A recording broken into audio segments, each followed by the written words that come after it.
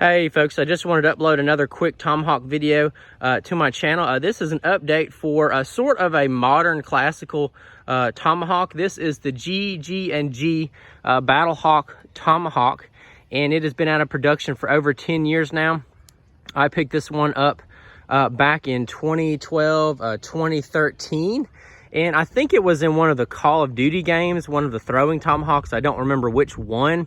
Or at least it had the same head profile, which is obviously very distinctive. So it was a somewhat famous Tomahawk at the time. But like I said, it's been out of production for over 10 years now.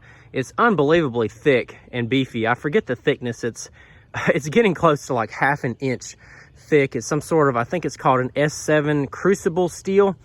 It's just kind of overly beefy and also kind of short for a tactical Tomahawk, but it was pretty neat at the time.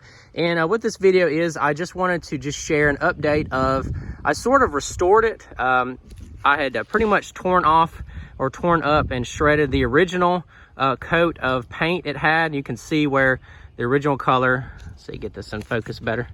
You see where there we go.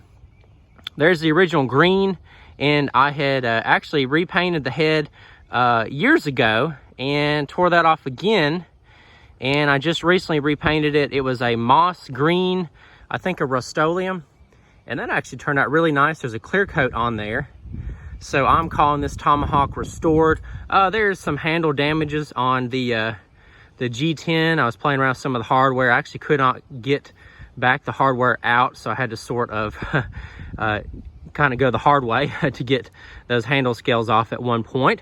But overall, the Tomahawk is in pretty fantastic shape, and have the original sheath down there with it that is still in good shape as well. But this is one of the tools that kind of helped me on my path to hard use testing, because I was just super excited to get this beefy, beastly chunk of steel Tomahawk in and see what it could do.